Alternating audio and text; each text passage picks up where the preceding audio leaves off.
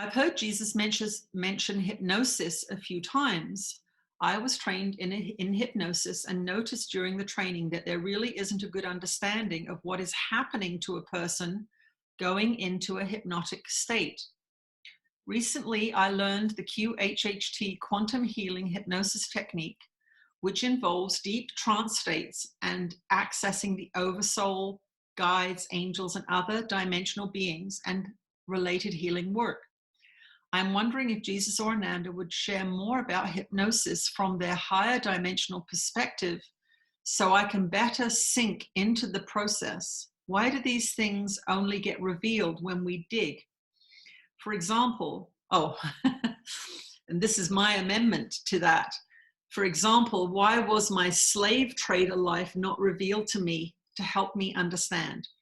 So just in explaining that a little bit, I did a QHHT session about a year and a half, 2 years ago.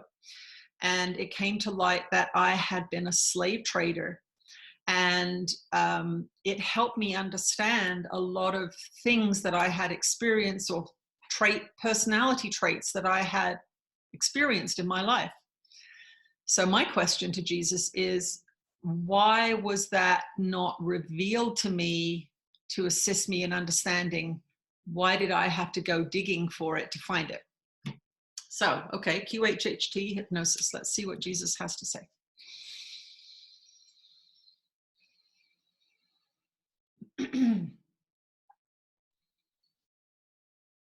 You are blessed beings indeed. I am that one that you know as Jesus, and your minds are powerful, powerful computing devices.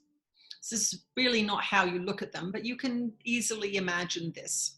What's happening when you look at the world is you are, first of all, projecting. That means that the world is arising from that which you already contain within your belief systems. Even though you see little babies and they have a world, they are coming into a family based on what they previously needed to experience, or we would say based on what they have previously experienced, and they are given opportunities to come into a family that's going to aid in their expansion and self-realization. So the mind is a perceiver when it's in separation. So what happens is when you are being hypnotized, you are accessing these deeper levels of your unconscious mind. So you are not aware that you are projecting. You seem to look out of this brain, body, mind with these eyes, and you look and see a world. But what you are actually seeing is what is contained within your own mind. Now, this is very, very hard for you all to understand, because you say, no, I am seeing something outside of myself that has nothing to do with me. That is exactly how it is designed to work. It is exactly designed to work in that way, giving you the seeming experience of separation from the world. What this does is that it hides from you the deeper levels of the subconscious mind that are full of guilt and fear because you've separated yourself. So these are the fundamental building blocks of the ideas of projection, that you put outside of yourself, or seemingly so, those things which you have difficulty with, those things that frighten you, those things that you don't want to associate with. And you allow close to you that which you agree with, that which you approve of, that which you say, yes, I see that that is something I like. So this is what's going on with your experience of the world. There are the things you keep away from yourself that you don't like. There are the people, places, things, and experiences that you are inviting in.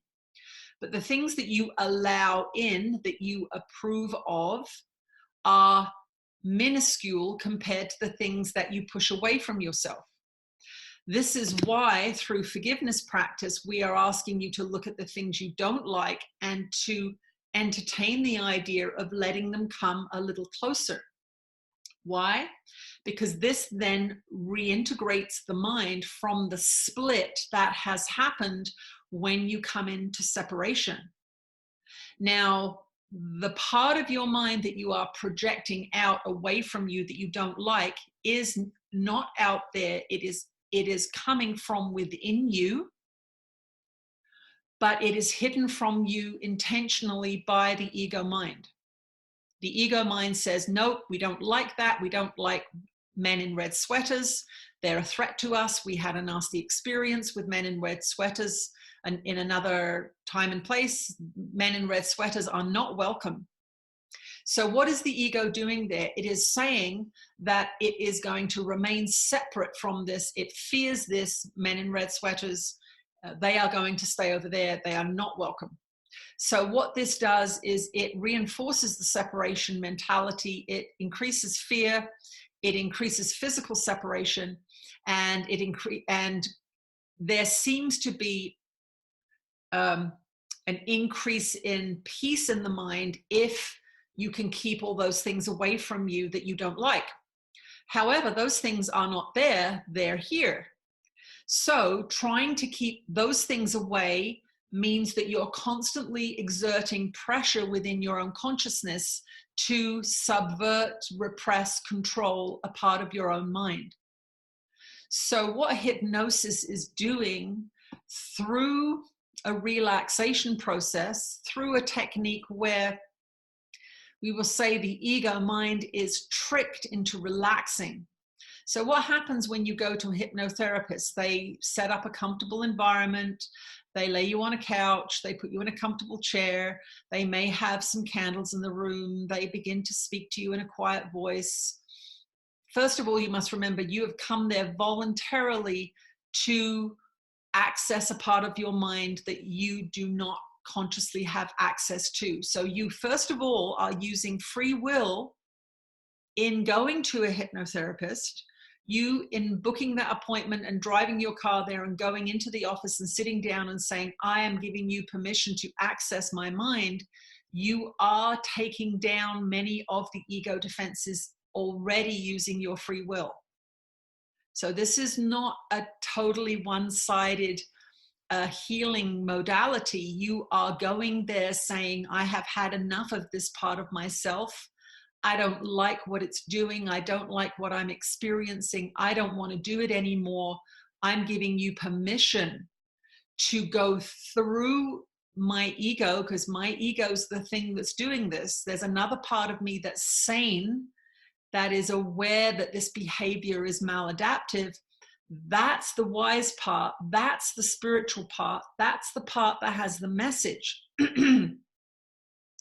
So it is not until you use your free will to say, I have had enough of myself, I am going to find a professional who can help me. It is not until that point that you are literally saying, I am going to open up my ego. I am going to allow someone into the deeper parts of me, which I can't access by myself seemingly, although you can. We will elaborate on that in a bit. So what you're doing when you walk into a hypnotherapist is you're saying, I surrender.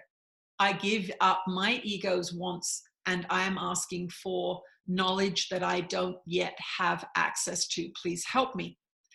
This is where the power of your own choice comes in. This is where the power of your own ego mind, the power of your own decision-making mind can cause tremendous transformation and shifts.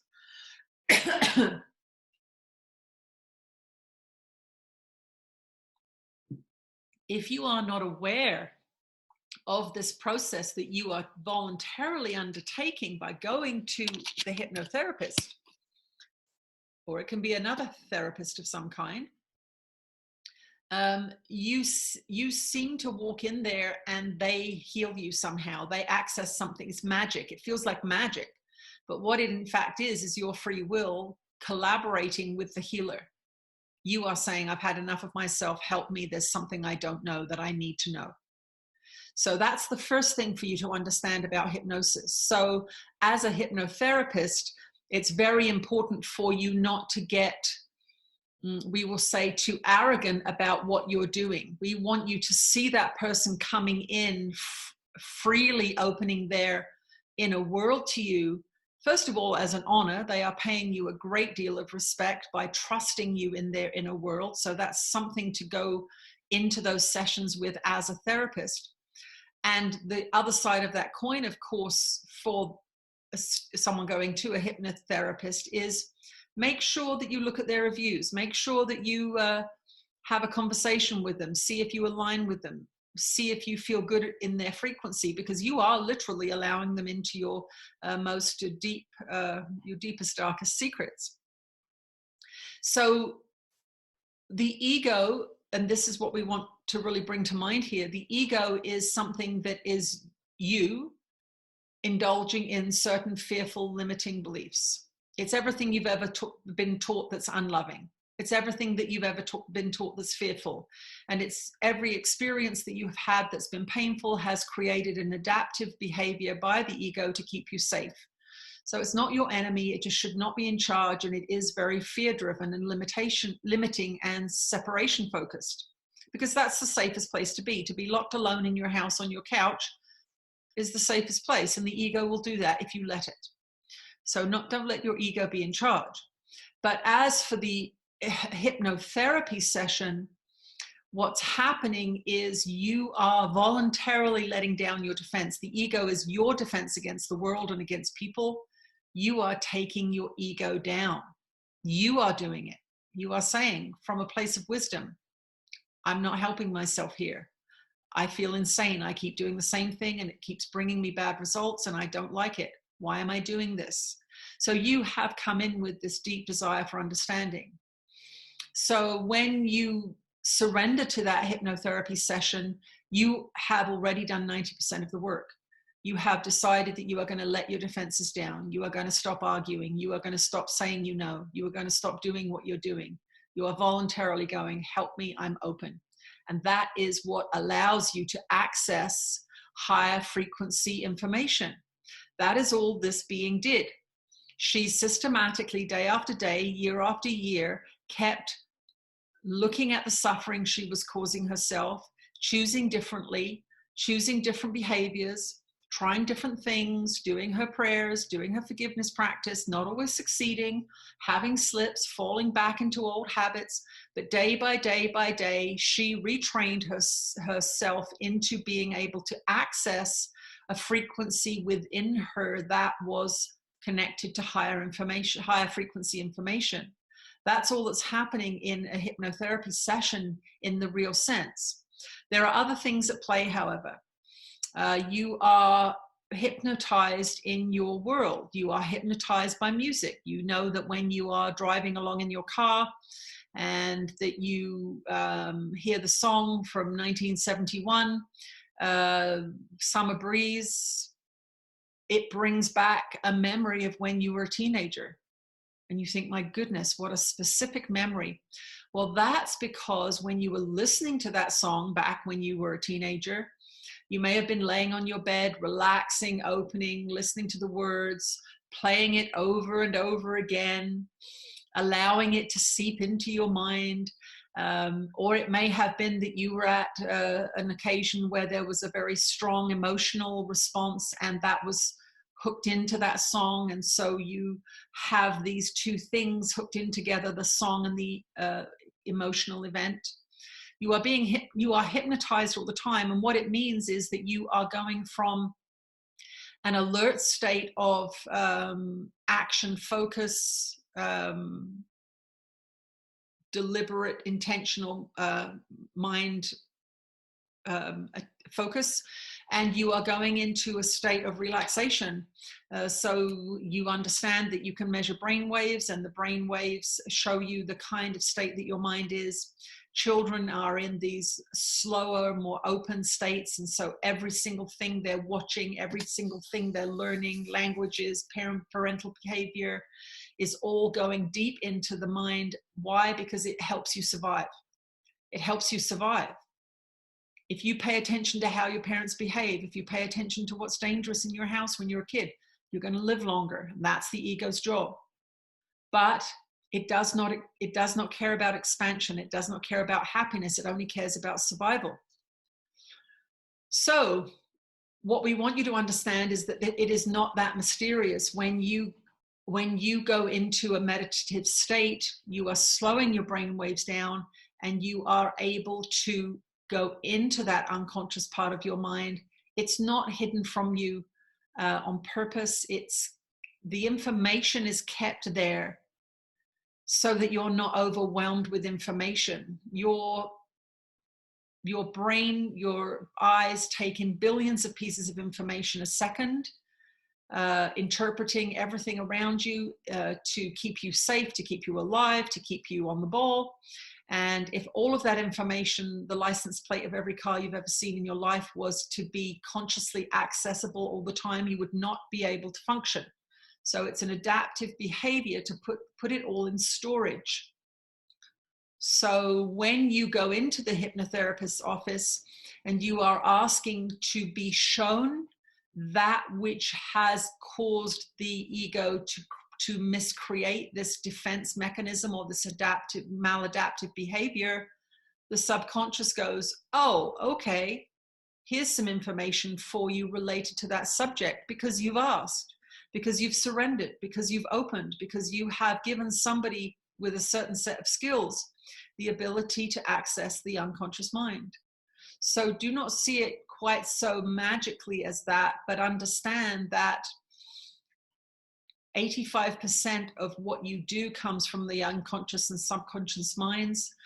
Even basic interpretations of things like pain and suffering can be shifted and changed by a skilled practitioner who is accessing that part of you. So what we are doing with these teachings is trying to get you to put down your defense, your armor, put down your maladaptive strategies, open up, become defenseless, become more loving, delete the beliefs that are causing you pain, and getting you into the reintegration of that mind that has heretofore been separated between the ego and the unconscious. The reintegrated mind has access to far more information than the ego will allow. So that's what's coming through, and you are tapping into frequencies that you can tap into naturally. Many of your societal programs have terrorized you out of communing with spirit, out of consciously asking for guidance, out of prayer, out of meditation, out of trusting the inner voice that you might hear that gives you advice, telling you that you're going to be possessed, telling you that it's a demon. These are all programs that have systematically and repeatedly shut that part of your mind down. We are working on healing, reintegrating, and accessing. So if you feel that you have a behavior that you can't change, do seek out a hypnotherapist as one of the methods of gaining enlightenment about what's going on. It's not necessarily going to be the silver bullet that's going to quote unquote cure you, because you are choosing behaviors using your free will. But it may very well give you some insights into why you're doing what you're doing.